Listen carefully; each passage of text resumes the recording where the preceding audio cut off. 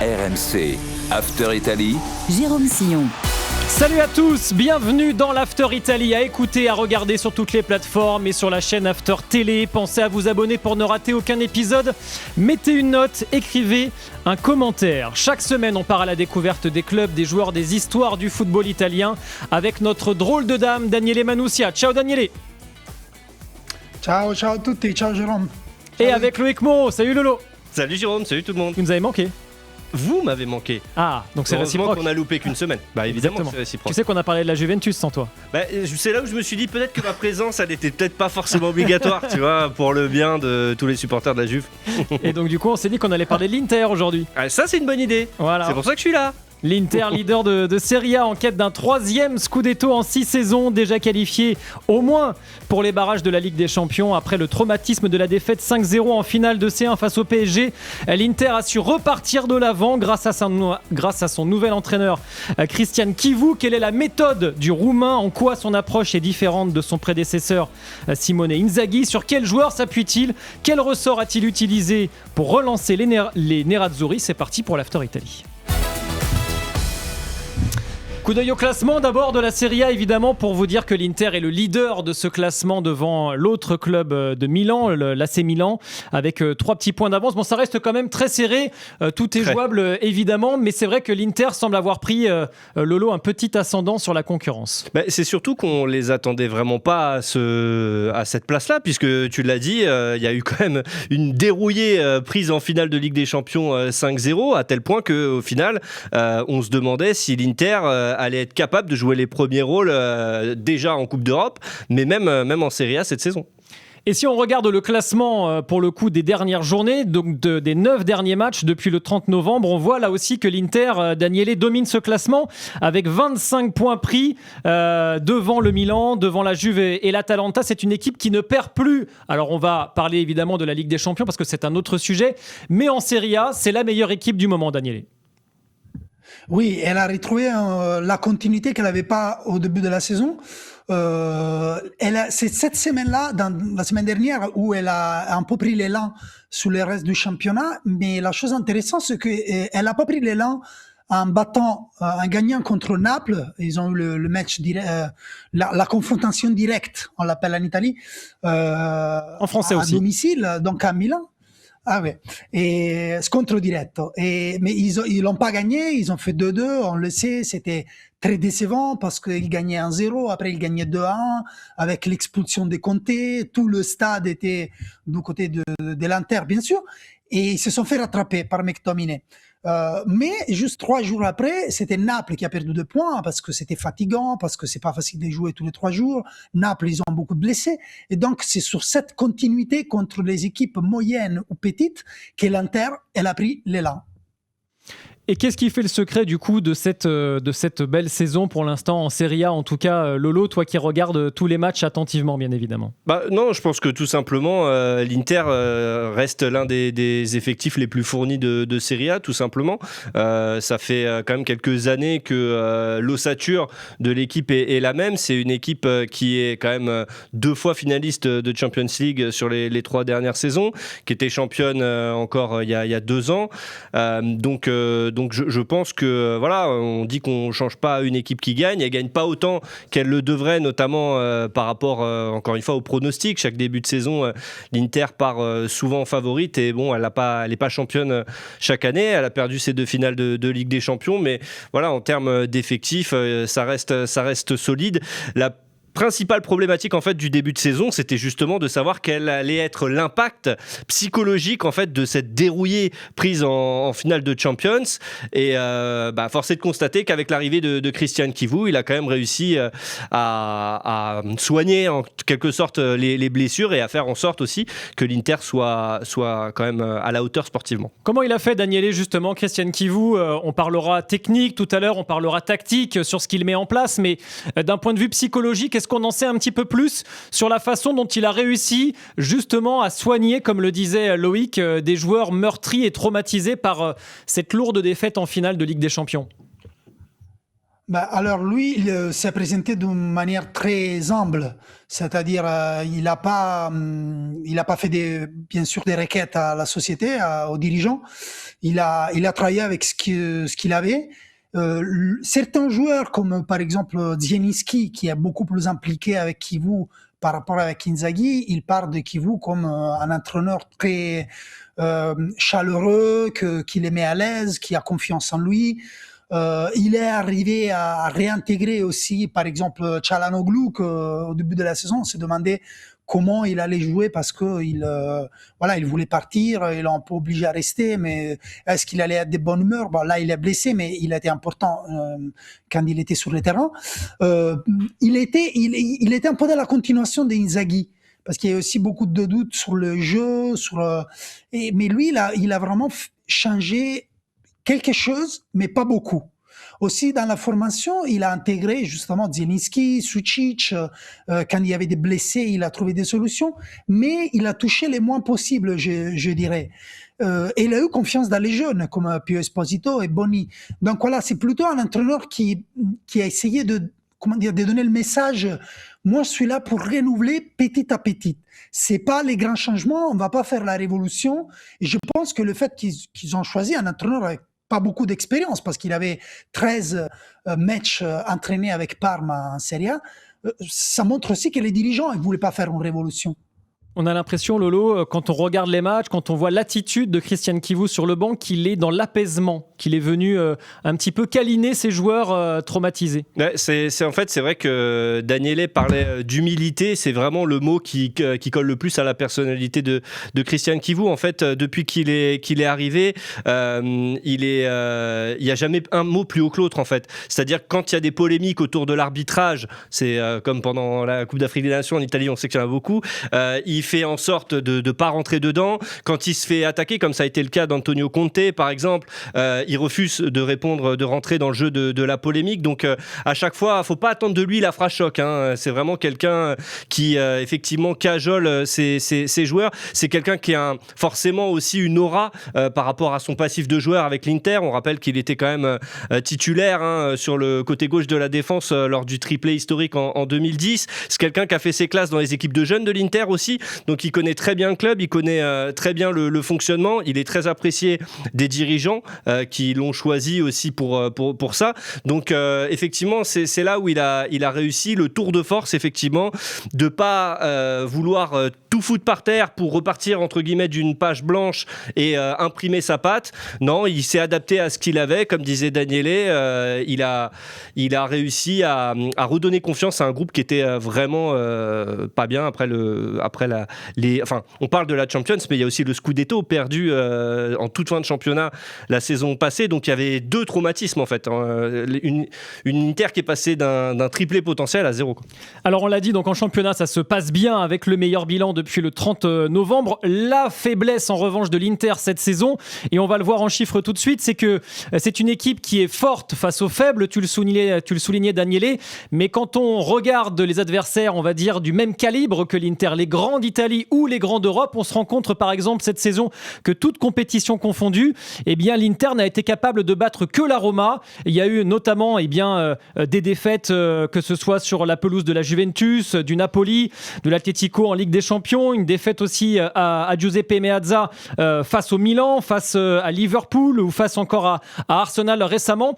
C'est vraiment la limite, Daniele, aujourd'hui, de Christian Kivu. Oui, tout à fait. C'est pas la limite de Christian Kivu forcément, c'est la limite de l'Inter.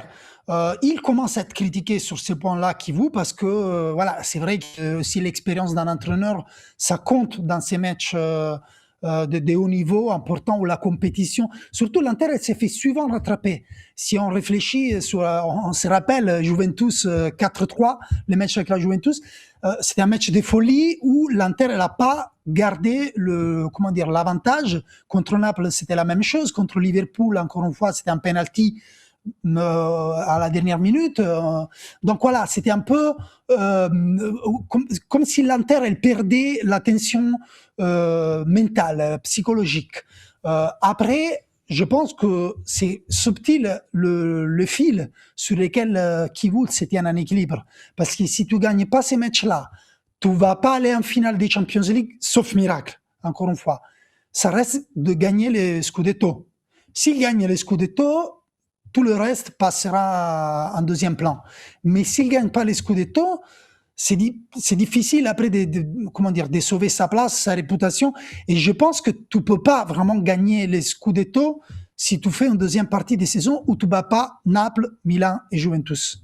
Bon, alors pour le Napoli, de toute façon, ils l'ont déjà joué 2 fois, donc ce sera pas, il y aura pas de troisième possibilité. Ouais. Mais en tout cas, il y aura encore effectivement, il y aura un déplacement. Ce sera pas vraiment un déplacement, mais il y aura l'opposition face au Milan. Ouais, Milan. Et il y aura évidemment d'autres rencontres, notamment avec la réception de la Juventus. On va dire aussi un petit mot quand même des résultats en Ligue des Champions. Défaite, on l'a dit, la dernière en date face à Arsenal à la maison, avec le classement actualisé. L'Inter est 14e avec 12 points. D'après les projections d'Opta, l'Inter devrait se qualifier pour les barrages, mais ce sera compliqué d'aller chercher le top 8, Lolo. Ouais, c'est quasiment impossible même, et c'est vrai que c'est assez surprenant parce que l'Inter, après les 4 premiers matchs, était leader en fait de cette Champions, 4 victoires, on se disait ouais, c'est incroyable, mais bon, c'est vrai que l'adversité était faible. Là, ils ont enchaîné 3 défaites d'affilée contre des cadors, Liverpool, Atlético et Arsenal. Effectivement, Daniel le rappelait, Liverpool-Atlético, c'était des matchs serrés. Arsenal, par contre, il n'y avait pas photo. Ils se sont vraiment fait laver. C'était assez triste à voir d'un point de vue interiste, mais maintenant c'est vrai que voilà, ces 3 défaites consécutives qui sont inédites sur une même campagne de Champions pour l'Inter font un petit peu mal. Après, c'est vrai que ça a été rappelé aussi, l'objectif de l'Inter cette saison, c'est pas d'aller chercher la Champions, c'est d'aller chercher le Scudetto, et c'est vrai que pour l'instant, qui vous l'a dit d'ailleurs après la défaite contre Arsenal, on aura 2 matchs de plus, et alors c'est pas grave, on les jouera ces 2 matchs, on s'est qualifié, voilà, il n'y a pas de problème. Contrairement à Conte qui pleure sur le calendrier tous les week-ends, bon, lui il assume. Après, effectivement, on verra, ça peut aussi compter dans la course au Scudetto, l'accumulation de matchs, on le sait, mais au moins voilà, l'objectif est clair en tout cas, c'est le Scudetto plus que la Champions. Daniele, je t'ai vu pas forcément d'accord avec Lolo au sujet de la Ligue des Champions et des playoffs. Non, justement, il ne peut pas faire n'importe quoi non plus. Et les playoffs, ça veut dire aussi jouer 2 matchs de plus le mois de février. Donc, ça peut avoir un impact aussi sur le championnat. Jouer tous les 3 matchs, les équipes italiennes ont du mal cette année. Naples, forcément, parce qu'ils ont plus de blessés, mais l'Inter aussi, elle aurait mieux fait de passer les mois de février sans match européen. Les playoffs, moi, je pense que ça peut compliquer. Ouais, mais regarde, Daniele, l'année dernière, l'Inter se qualifie du premier coup et perd tout à la fin. Donc, il n'y a pas de vérité au final. Et le Paris Saint-Germain, lui, était passé par les barrages. On rappelle que l'Inter se déplacera sur la pelouse du Borussia Dortmund. Lors de la prochaine journée, ce sera évidemment très compliqué face à un adversaire direct, donc pour une place dans le top 8. Dans quelques instants, on parle plus précisément de la méthode Kivu d'un point de vue technique et tactique, de ses choix de joueurs, notamment de ce qu'il attend de ses attaquants et de Manuel Akanji, l'une des recrues de l'été dernier. L'After Italie revient tout de suite. On est de retour dans l'After Italie, toujours avec Daniele Manussia, avec Loïc Moreau. On parle de l'Inter et de comment Christian Kivu a réussi à relancer cette équipe traumatisée par la défaite en finale de la Ligue des Champions la saison dernière et par la perte du Scudetto dans les derniers instants. Alors, on va entrer dans le détail de la méthode Kivu, Lolo. Si on compare déjà ses résultats avec ceux de son prédécesseur Simone Inzaghi, qui a fait du très bon travail, qu'est-ce qu'il en est réellement ? Est-ce qu'il est en dessous des standards de Simone Inzaghi ? Non, il est vraiment dans les mêmes standards. C'est ça qui est assez frappant, c'est quand si on regarde les chiffres, si on compare la saison passée de Simone Inzaghi à l'actuelle de Christian Kivu, on voit qu'effectivement les chiffres sont les mêmes, et si on prend un peu plus global, on voit que c'est très proche, 68% de victoire pour Kivu contre 65 pour Simone Inzaghi. Les points par match, on est tu vois, 2,1 comparé à 2,14, c'est pareil, moyenne de 2 buts par match, et même dans le jeu, à part peut-être un pressing légèrement plus agressif à la récupération du ballon côté Kivu, c'est vraiment on est resté dans la continuité. Du copier-coller, quoi. Alors du copier-coller, en fait, disons qu'on n'a pas décollé ce qu'avait fait Simone Inzaghi, surtout parce que voilà, Kivu de toute façon il jouait déjà dans ce système-là en module 3-5-2 quand il était à Parme. Daniele l'a rappelé tout à l'heure, c'était que 13 matchs, mais c'était déjà son système préférentiel. Et quand il était aussi à la tête des équipes de jeunes de l'Inter, il a varié, il avait joué jouer en défense à 4. En fait, il n'est pas dogmatique, Kivu. Simplement, voilà, par rapport au matos qu'il a à disposition, l'équipe de l'Inter est plus adaptée à un jeu en 3-5-2, donc il est dans cette continuité pour essayer d'avoir des résultats. Parce que s'il n'a pas les résultats, il se serait passé ce que beaucoup d'observateurs et même de supporters interistes pensaient, que Kivu passerait même pas à Noël, les fêtes de Noël, qui sauterait au bout de quelques matchs. Et quand on parle copier-coller, ça se vérifie aussi quand on va un peu plus loin dans les lignes statistiques. On se rend compte donc que Inzaghi et Kivu ont le même nombre de buts par match, donc on était à 2 buts par match marqués. En termes de création d'occasion, c'est aussi la même chose, Lolo ? Ouais, tu vois, franchement, c'est des différences qui sont minimes. On est à 1,79 on était à 1,79 pour Inzaghi, 1,86 en termes d'XG par match. La possession, ça se joue à 0,6 près. En termes de buts encaissés, la défense, voilà, c'est aussi quelque chose. Alors, effectivement, on est moins solide quand même que Simone Inzaghi d'il y a 2 ans quand il gagne le 20e Scudetto, parce que là, c'était vraiment la force de l'Inter, c'était la défense. Mais en fait, c'est vraiment du pareil au même ou du même au pareil pour les raisons qu'on vient d'invoquer. Daniele, est-ce que c'est aussi ce qu'on dit en Italie de la méthode Christian Kivu ? Alors oui, d'un côté oui, parce que les stats ne mentent pas, mais on parle beaucoup de qu'est-ce que ça a changé. Et moi je trouve que c'est vrai que c'est très similaire, mais il a fait un changement tactique, c'est-à-dire sur lequel on insistait beaucoup en Italie, surtout au début. Et ils ont insisté notamment de façon positive. En Italie, ils disaient que c'était quelque chose de meilleur. Ils disaient c'est un Inter plus vertical, disait en Italie. C'est-à-dire qu'il faisait moins de possession stérile, parce qu'en Italie, vous savez, on est contre la possession, on est contre les équipes qui jouent trop la balle, on doit aller droit au but, comme pour citer l'OM. La devise de l'OM. Ouais. Mais moi, je suis pas d'accord. C'est pas une question de verticalité, c'est une question de directness, c'est ce qu'on appelle en anglais directness. L'Inter, c'est une équipe beaucoup plus directe, c'est-à-dire des fois elle est pressée, elle joue moins les ballons, elle va direct sur les attaquants. Des fois, elle s'attend beaucoup de la capacité de ses attaquants, Marcus Thuram et Lautaro Martinez, de nettoyer le ballon, c'est-à-dire de rendre propre la manœuvre de l'Inter et d'aller vers la surface de réparation adverse le plus vite possible. On l'a vu aussi contre l'Arsenal. Ils se sont procurés des actions, des occasions, des dangers, mais c'était toujours en arrivant avec 40-50 mètres d'effort. Luis Enrique, Marcus Thuram, le joueur, il arrive fatigué à la fin. C'est pour ça que l'Inter, elle est moins précise. Elle a plus de difficultés à finaliser. Et moi, je trouve ça se sent. Même dans les matchs, on voit une équipe qui a un peu plus de mal à marquer des buts. Lorsque l'année dernière, où les joueurs, ils étaient plus l'un à côté de l'autre, il y avait plus de combinaisons techniques, plus d'occasions avec 2-3 joueurs qui s'est passé la balle dans un espace plus étroit, où ils pouvaient montrer leur technique et pas seulement leur capacité athlétique. Je trouve que ça, c'est une différence subtile, mais quand même c'est en train de marquer la saison de l'Inter. Ce qui est paradoxal d'ailleurs quand on regarde les chiffres des attaquants de l'Inter, ils sont plus efficaces cette saison qu'ils ne l'étaient la saison passée.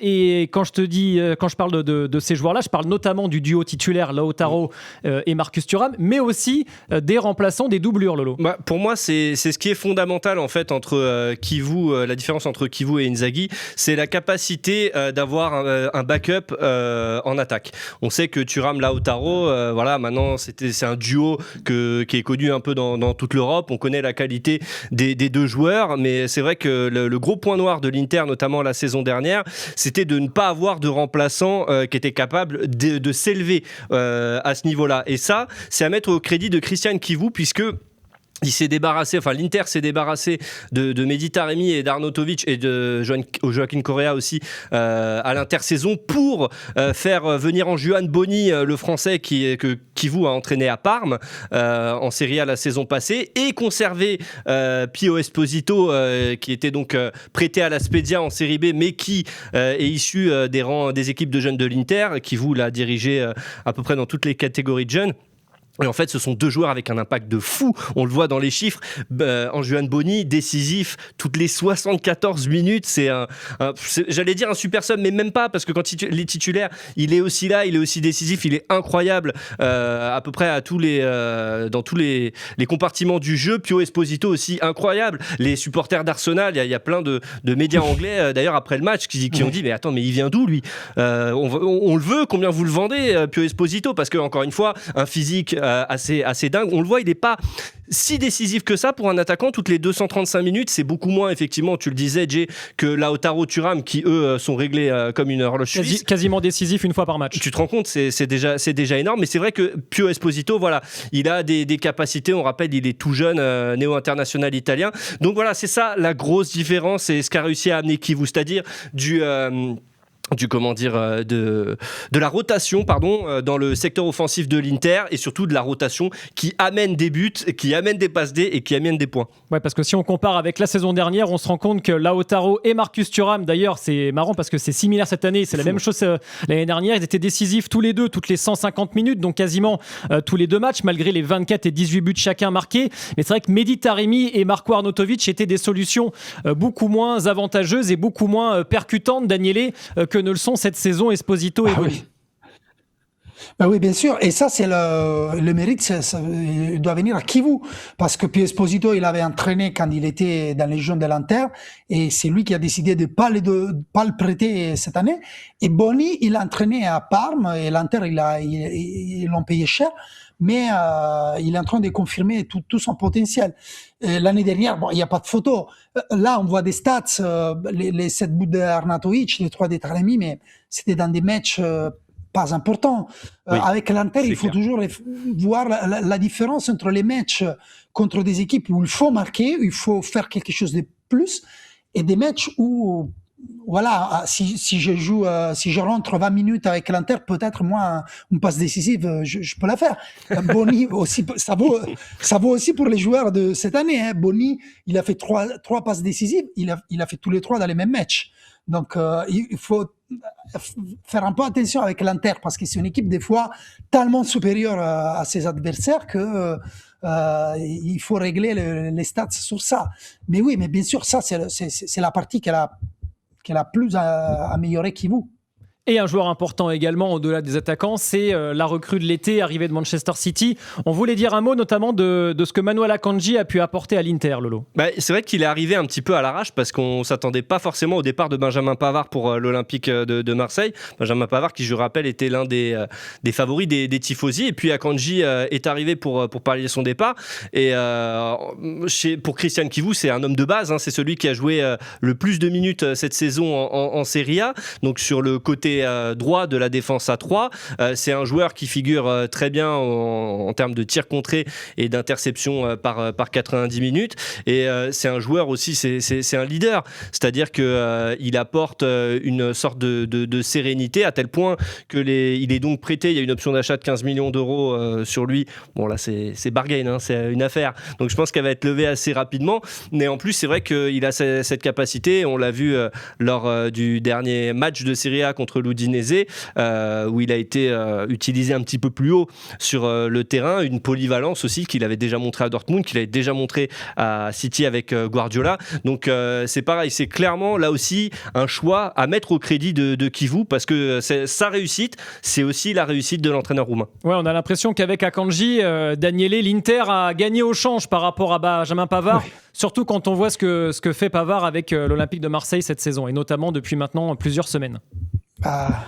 Alors, moi, je me suis fait enflammer par les supporters de l'OM parce que j'étais tout nouveau à RMC. Je n'ai pas réfléchi qu'effectivement, je m'adressais aux supporters français, mais j'avais dit qu'effectivement, l'Inter elle a bien fait de se débarrasser des Pavard. Il avait montré un peu de légèreté, on va dire, dans des moments décisifs dans les dernières saisons, pour Akanji qui m'avait l'air beaucoup plus solide. Et bon, là, c'est un peu clair. Akanji, il est aussi polyvalent, comme il a dit Loïc, parce qu'il a joué au milieu dans les derniers matchs, même dans des situations où même Kivu, il a déplacé au milieu à la fin de dernier match. Mais il peut aussi jouer à droite, et il peut jouer dans les centres où Acerbi et De Vrij commencent à être vieux. Après, j'ai dit, le seul petit problème, c'est que lui aussi, il a 30 ans. l'Inter, elle n'arrive pas sur la défense, à trouver des jeunes auxquels faire confiance. Parce que Bissek, il peut jouer, mais il n'est pas encore la pierre solide de la défense. Comme dirait Thierry Roland, c'est pas la sécurité sociale. Ah non, clairement, Bistek. Oui, ah non, pas vraiment, non. Ouais, c'est vrai. D'accord, donc tu termines là-dessus. Très bien, Daniele. Pendant nos petits échanges pour préparer l'émission, tu voulais dire un mot de Nicolo Barella. Alors, ce qu'on va faire, c'est que tu vas nous faire un petit teasing parce que je pense que ça va nous mériter un véritable After Italy qu'on va consacrer à Barella. Mais juste pour nous mettre l'eau à la bouche, Daniele, pourquoi tu voulais nous parler de Barella ? Parce que c'est le joueur le plus critiqué de l'Inter en ce moment. Les supporters l'adoraient, c'était le plus important. Ses stats, elles parlent des améliorations, par exemple, dans les expected assists, donc c'est-à-dire sous les passes décisives et les passages clés. Mais il n'arrive pas à tirer, il n'arrive pas à marquer, il n'arrive pas à être impactant dans les dernières 20-30 mètres. Et il y en a qui commencent à dire peut-être il faut se débarrasser de lui, il est peut-être un peu sous-valué et c'est un joueur très important aussi pour l'équipe nationale d'Italie. Mais les gens commencent à avoir un peu de mal à comprendre pourquoi il est si important en fait. Très bien. Eh bien, écoutez, ça va nous permettre de travailler là-dessus. Ça nous promet sans doute un excellent After Italy consacré à Barella, qui évidemment est l'un des tauliers de la sélection italienne, qui, on le rappelle, au mois de mars tentera de se qualifier pour la Coupe du Monde, où d'ailleurs l'attend le groupe de Manuel Akanji avec la Suisse, avec possiblement un Suisse-Italie à Los Angeles. Merci Daniele, merci Lolo. Voilà pour l'After Italy. Évidemment, si vous aimez nos podcasts, mettez une bonne note, écrivez un bon commentaire, abonnez-vous, évidemment, et on se retrouve très vite. Ciao. RMC After Italy.